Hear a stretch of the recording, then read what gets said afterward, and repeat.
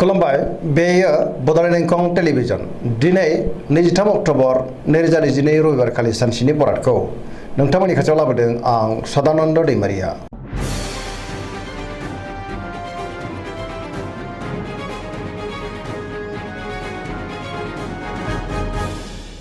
सिगां फरायनो लादों मेष राशि गिबि हांखो अ ल दिनैनि साना जोबोर मोजां गोसोखौ जोबोर गोजोननाय मोनगोन बयजोंबो अनजागोन आरो अनसायजागोन मावनो लानाय खामानिखौ थि समावनो आरो गोरलैयैनो मावफुंनोबो हागोन गोसोआ दिनै जोबोर गोजोनगोन देहाया मोजाङै थागोन बहानिफ्रायबा मोजां खौरां फैनोबो हागौ सोरबा लोगोनिफ्राय मोजां खौरां मोनगोन रांखावरियाव मोजां बेफार फालांगियावबो जोबोर मोजां मुलाम्फा मोनगोन आयाबो बांनो हागौ सोरबा लोगोनिफ्राय थोजासे हेफाजाब मोननो हागौ न'खराव दिनै अननानै फैगोन बिमा बिफानि अननाय आबोरखौ मोननो हागौ गुबुननि गोसोखौ गोरलैयैनो बोनो हागोन गोसोनि बोलोआबो बांगोन समाजाव दिनै गोबां मान मोननो हागोन लाइमोनफोरा जोबोर रमान्टिक जागोन आरो गावबा गावनि गोसोनि साननायखौ फोरमायलायनोबो हागोन पजिटिभ एनार्जिनि गोहोम गोग्लैगोन फरायसाफ्रा दिनै फरायनायाव गोसो दुंखांगोन आरो मोजां फिथाइ मोननोबो हागोन। वृष राशि गिबि हांखो इ अ ब दिनैनि साना जोबोर मोजां गोजोन आरो गाहाम थासारिखौ मोननो हागोन बयजोंबो अनसायजागोन बहाबा हान्थिनो एबा दावबायनो खाबुबो मोननो हागौ आरो मोजाङैनो हान्थिनोबो हागोन गोसोखौ दिनै जोबोर गोजोननाय मोनगोन गोसोनि बोलोआ बांगोन गावनि गोसोनि साननायखौ गुबुननो फोरमायनोबो हागोन मावनो लानाय खामानिखौ थि समावनो आरो गोरलैयैनो मावफुंनो हानानै गोसोआ दिनै जोबोर खुसि जागोन रांखावरियाव जोबोर मोजां बेफार फालांगियावबो जोबोर मोजां मुलाम्फा मोनगोन आयाबो बांनो हागौ न'खराव बिसि फिसायनि गेजेराव अननानै फैगोन बिदा फंबायजों मोजां सोमोन्दो थागोन देहाया दिनै मोजाङै थागोन अब्लाबो नाथाय जानाय लोंनायाव सांग्रां जानांगोन गुबुननि हेफाजाबखौ थोजासे मोननो हागौ जायखि खामानि मावा मानो मोनफ्रोमबो खामानिखौनो दिनै गोरलैयैनो मावफुंलांनो हागोन गोसोनि साननायफ्रा मोगथाङाव जाफुंगोन पजिटिभ एनार्जिनि गोहोमबो गोग्लैनो हागौ।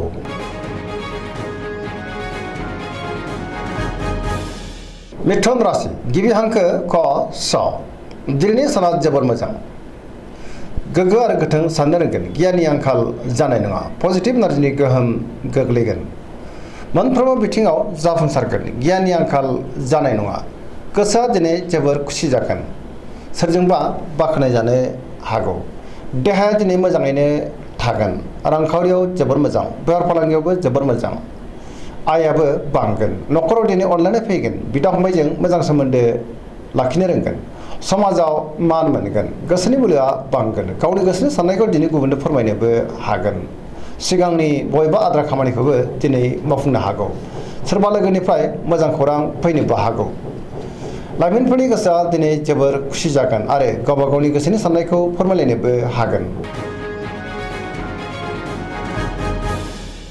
कर्कट राशि गिबि हांखो ड ह दिनैनि साना जोबोर मोजां गोबां मोजां खाबु फैनोबो हागौ गोसोखौ दिनै जोबोर गोजोननाय मोनगोन सोरबा लोगोजों बाख्नाय जानो हागौ गोसोनि साननायफ्रा दिनै मोगथाङाव जाफुंगोन गोसोआव पजिटिभ साननाय फैगोन गोथों आरो गोग्गो साननो रोंगोन गियाननि आंखाल जानाय नङा मावनो लानाय खामानिखौ थि समावनो आरो गोरलैयैनो मावफुंनोबो हागोन रांखावरियाव दिनै जोबोर मोजां आयाबो बांगोन बेफार फालांगियाव दिनै जोबोर मोजां मुलाम्फा मोनगोन सोरजोंबा बाख्नायजानो हागौ न'खराव दिनै अननानै फैगोन समाजाव लोगो लेवा बांगोन देहाया मोजाङैनो थागोन गुबुननिफ्राय थोजासे हेफाजाब मोननो हागौ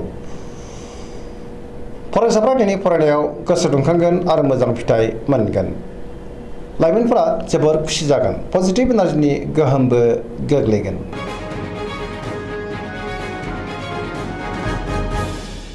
सिंह राशि गिबि हांखो म ट दिनैनि साना जोबोर मोजां गोसोआव पजिटिभ साननाय फैगोन गोथों आरो गोग्गो साननो रोंगोन गियाननि आंखाल जानाय नङा मावनो लानाय खामानिखौ थि समावनो आरो गोरलैयैनो मावफुंनोबो हागोन सोरबा लोगोनिफ्राय मोजां खौरां फैनोबो हागौ बहाबा दावबायनो एबा हान्थिनो खाबु मोनगोन रांखावरियाव जोबोर मोजां अब्लाबो नाथाय खरसायाबो बांनो हागौ बेफार फालांगियाव जोबोर मोजां मुलाम्फा मोनगोन सोरजोंबा बाख्नायजानो हागौ गोसोनि साननायखौ दिनै गुबुननो फोरमायनो हागोन न'खराव अनलायनाय फैगोन समाजावबो गोबां मान मोनगोन गुबुननि गोसोखौ दिनै गोरलैयैनो बोनोबो हागोन।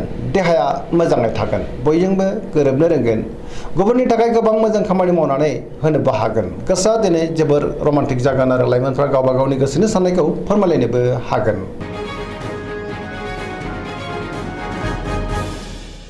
कन्या राशि गिबि हांखो प ट दिनैनि साना जोबोर मोजां, गोजोन आरो गाहाम थासारिखौ मोननो हागोन। गोसोआव पजिटिभ साननाय फैगोन, गोथों आरो गोग्गो साननो रोंगोन, गियाननि आंखाल जानाय नङा। जोबोर मोजां थासारिखौ मोननो हागोन। रांखावरियाव मोजां, अब्लाबो नाथाय खरसायाबो बांनो हागौ। बेफार फालांगियाव दिनै जोबोर मोजां मुलाम्फा मोनगोन। देहाया मोजाङै थागोन। गोबां मुंदांखा सुबुंजों दिनै लोगो मोनज्लायनो हागौ। न'खराव अननानै फैगोन। गोबां खामानियाव दिनै मुखुब थागोन, सोरजोंबा बाख्नायजानोबो हागौ। पजिटिभ एनार्जिनि गोहोम गोग्लैगोन। लाइमोनफोरा दिनै जोबोर खुसि जागोन आरो गावबा गावनि गोसोनि साननायखौ फोरमायलायनोबो हागोन। फरायसाफ्रा दिनै फरायनायाव गोसो दुंखांगोन आरो मोजां फिथाइ मोननोबो हागोन।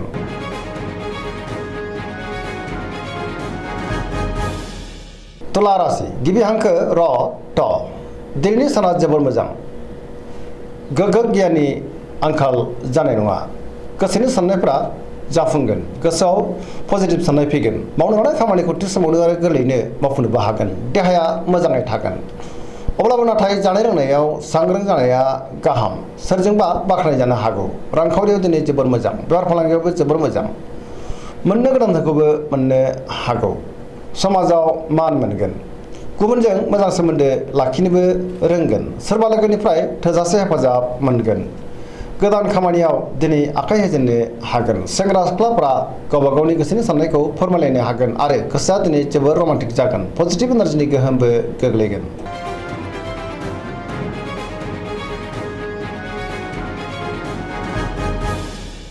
वृश्चिक राशि गिबि हांखो न स दिनैनि साना मोजां आरो गाज्रिनि गेजेरजों बाबेनलांनो हागौ।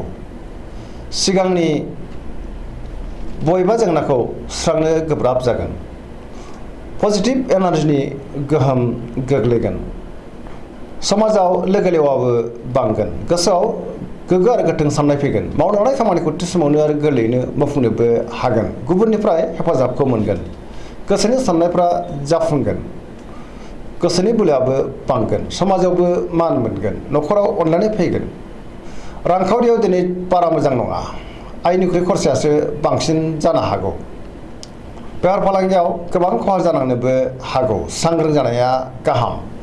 देहाया बारा मोजां थानाय नङा, गगा बायदिसिनाजों खस्थ' मोननांनोबो हागौ। फरायसाफ्रा दिनै फरायनायाव गोसो दुंखांगोन। लाइमोनफ्रा जोबोर रमान्टिक जागोन आरो गावबा गावनि गोसोनि साननायखौ फोरमायलायनोबो हागोन।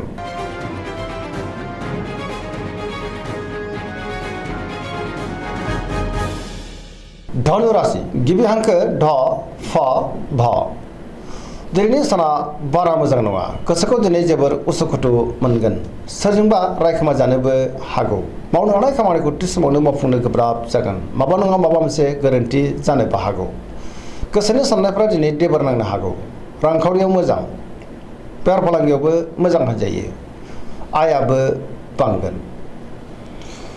सोरबा लोगोनिफ्राय हरखाबै गाज्रि खौरां फैनोबो हागौ। बहाबा हान्थिनोब्ला लामा सामायाव सांग्रां जानांगोन। जाब्रबथायनि आसाबो दङ। देहाया दिनै बारा मोजां थानाय नङा। न'खराव एना एनिबो फैनो हागौ। सोरबा लोगोनिफ्राय गाज्रि खौरांबो मोननो हागौ।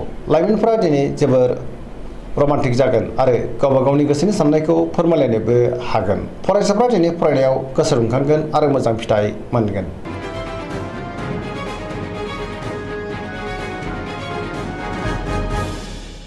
मकर राशि गिबि हांखो ख ज दिनैनि साना मोजां आरो गाज्रिनि गेजेरजों बाबेनलांगोन।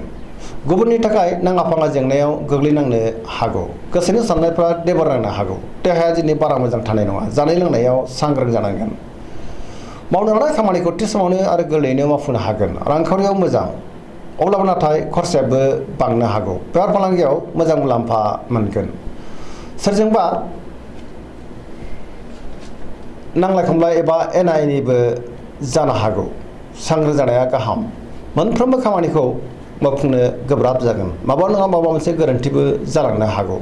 गोदान खामानियाव आखाइ होजेननो हानाय नङा। न'खराव अननानै फैगोन। बिदा फंबायनिफ्राय थोजासे हेफाजाबबो मोननो हागौ। सेंग्रा सिख्लाफोरनि गोसोआ दिनै जोबोर रमान्टिक जागोन आरो गावबा गावनि गोसोनि साननायखौ फोरमायलायनोबो हागोन।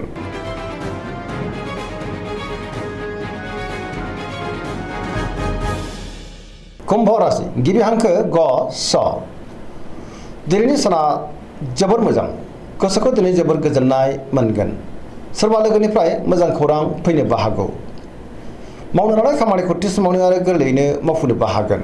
नाथाय बहानिफ्रायबा गाज्रि खौरांबो फैनो हागौ। सांग्रां जानाया गाहाम। समाजाव मान मोनगोन। गोबां मुंदांखा सुबुंजों दिनै लोगो मोनज्लायगोन। रांखावरियाव जोबोर मोजां।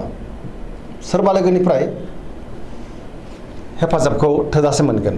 देहाया मोजाङैनो थागोन। न'खराव अनलायनाय फैगोन। बिमा बिफानि अननाय आरोफोरखौ दिनै मोननो हागौ। बहाबा दावबायनो एबा हान्थिनो खाबु मोनगोन। पजिटिभ एनार्जिनि गोहोमबो गोग्लैगोन। लाइमोनफोरनि गोसोआ दिनै जोबोर रमान्टिक जागोन आरो गोसोनि साननायखौ फोरमायलायनोबो हागोन।